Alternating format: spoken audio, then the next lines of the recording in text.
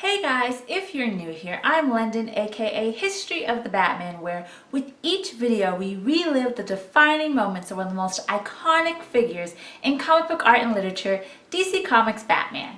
While in many comics it is said that Batman is some type of epic urban legend of Gotham City, for fans of the character there are many myths tied to the Batman. Ones like, with enough prep time, Batman can beat anyone and everything and he never loses a fight. This is what I like to call the myth of the Batman God complex. This is one of my favorite, most favorite topics to talk about, and if you are interested in that topic, I actually did an entire video discussing what I believe is the myth of the Batman God complex on DC Comics DC Fans YouTube channel. So I'll link that in the description below if you want to check it out. Another myth is that Batman has never used guns or doesn't kill people at all. There are different reasons why this thought can totally be true within Batman's mythology. The main reason being that as a young boy, Bruce Wayne's parents were gunned down by Joe Chill in Crime Alley, thus paving the way for him to become the Batman.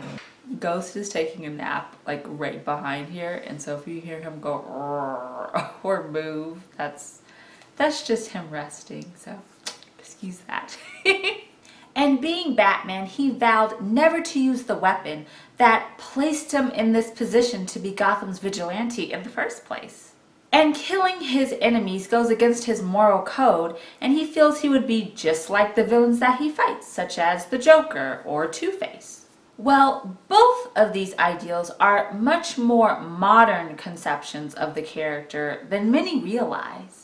Because when creators Bill Finger and Bob Kane made the Batman, who debuted in 1939, not only did he carry a handgun, but he killed his enemies many times in comics. So, for this video, I thought we would discuss a brief evolution of Batman's relationships with guns and killing his enemies within DC Comics, and how this narrative has changed over the last almost 80 years. But before we begin this history, I wanted to put a disclaimer, a preface, something to just address the fact that in today's society, gun violence is a very serious issue within our country, no matter which side of the argument that you're on.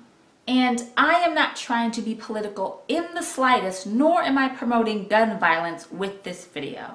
This video is to solely focus on the fictional DC Comics character Batman and his usage of the weapon within the comic books. So, now that we got that out of the way, let's begin. As most of us know, Bill Finger and Bob Kane created the Batman, who debuted in Detective Comics issue 27, which hit newsstands on March 30th, 1939. Finger once said that while creating the character Batman, he was written in the style of the pulp magazines of the time.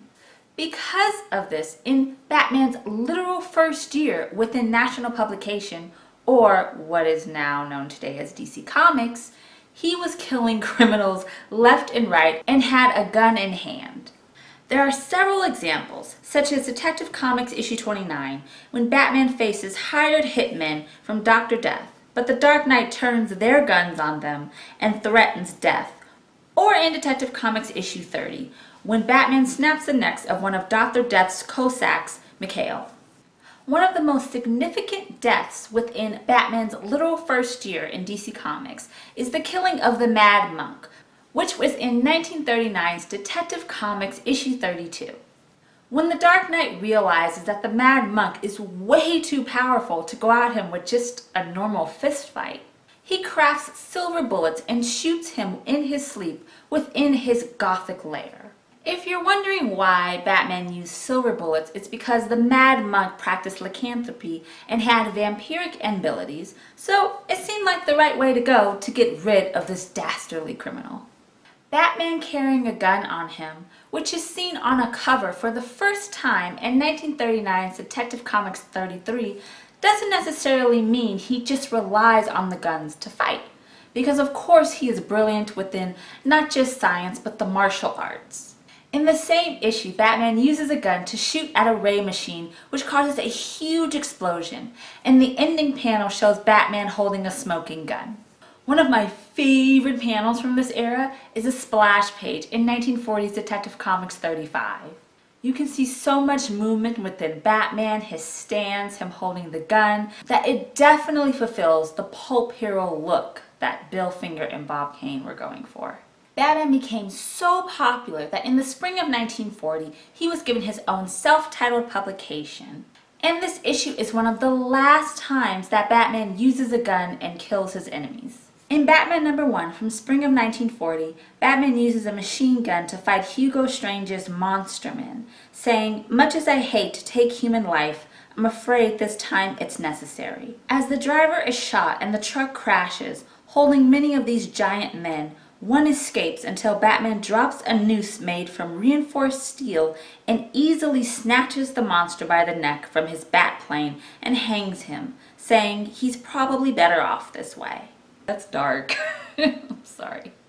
While during World War II, Batman, Dick Grayson aka Robin, and Superman on the cover of World's Finest Comics were showing their support for the troops, Batman began his own personal transition from the bleak and menacing world of the comic strips of the early 1940s, being portrayed as a paternal figure to Dick Grayson, aka Robin the Boy Wonder, who permeated bright optimism. Which means him wielding a gun and snapping people's necks didn't really fit the MO with the Boy Wonder anymore. Batman's connection to guns began to fade, established by Commissioner James Gordon in 1941's Batman issue 7. Entering the Silver Age and Bronze Age of comics, between the early 1950s and the early 1980s, if Batman was seen with a gun, it would be to shoot things like bullseyes at carnivals. There were even times when Batman claimed he'd never used a gun in his life. There's also an editorial note in Batman issue 129 where a reader asks why Batman doesn't use guns anymore. And the Dark Knight responded that between his awesome utility belt and his natural abilities, there's no need to use firearms when fighting criminals. Although there are some instances where he would threaten criminals by pointing a gun at them, or even shooting at criminals like the Joker, but it was just to shoot down a parachute.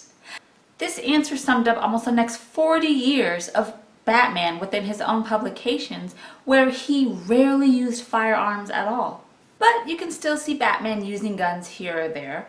One instance being in Frank Miller's groundbreaking 4-issue arc, Batman the Dark Knight Returns from 1986, where he shoots rounds against a criminal who was going to kill an infant child. However, in the same book, you can see Batman breaking a rifle, saying that only the weak use firearms. So even in this alternate universe, the Dark Knight takes a stance against using guns. Batman even struggles with using a gun in Batman Year 2 with fascinating covers illustrated by Alan Grant.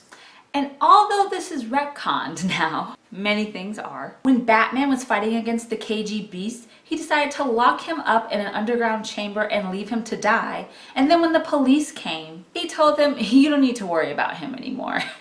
And those were in the pages of 1988's Batman 420. In the 1990s, on both television and film, it was still established that Batman is against using guns when fighting criminals. And in comics, there's only a handful of times where he actually uses a gun, such as 1997's Detective Comics issue 710, where he uses a gun to take out a sniper.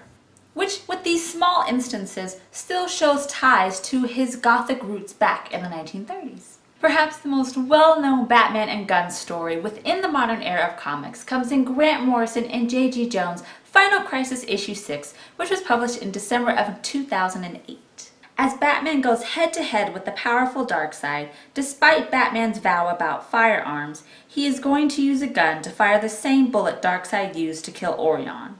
Darkseid asks if Batman can outrace the Omega Sanction, but Batman fires anyway. Darkseid fires his Omega beams, but Batman shoots Darkseid in the shoulder. The beams then hit Batman, which apparently kills him. Batman's apparent death shakes up the entire Batman family and the DC Universe, in particular changing the status quo where Dick Grayson takes up the Batman mantle for almost a year's time. But Bruce Wayne was fine. You know, he was just traveling back to the current state of Gotham City within Grant Morrison's mini arc, The Return of Bruce Wayne. It's a crazy epic story, and you really need to check it out if you haven't. In outside media, I know that the notion of no guns and no killing was cemented in Christopher Nolan's The Dark Knight trilogy film series, which was in 2005's Batman Begins, 2008's The Dark Knight, and 2012's The Dark Knight Rises. The only thing that had lethal firepower attached to it was the Batpod, which had machine guns, cannons, and grappling hooks. Even though I'm pretty sure Catwoman uses the Batpod to shoot Bane and then he dies, but we'll just forget about that. In the current New 52 and DC Rebirth comics and media today, Batman doesn't use guns nor does he kills. But if you do look at 2016 Zack Snyder movie Batman v Superman Dawn of Justice, that's within the DC Extended Universe, Ben Affleck, aka Bruce Wayne and Batman, kills a lot of people.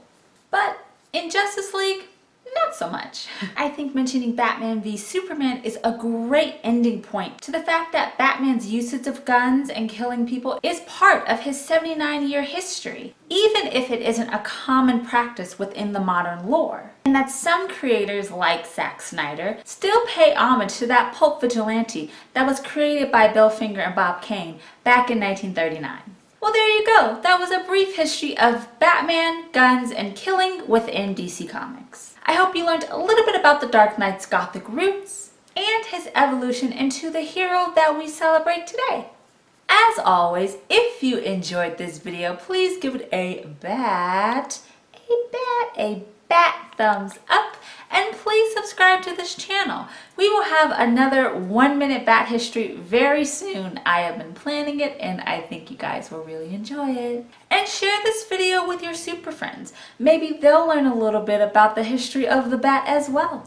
Let me know in the comments below your thoughts about Batman's use of guns, him killing his enemies, whether you think it's okay or not, because everyone has a different opinion or a different idea of Batman, and yeah, I'm just curious to see what you guys think about that. I just wanted to quickly shout out one of my favorite black and white, Batman black and white statues, and it is designed by Cliff Chang. I even have his signature on the base when I met him at a WonderCon one year, I believe, and it is him holding two guns, and it is based on the Dark Knight interpretation within the First Wave comics. So it is paying homage to his golden age persona, and I absolutely love it. I love the movement of the cape. It is just one of my favorites, which is why he's always in the background of like all of my videos.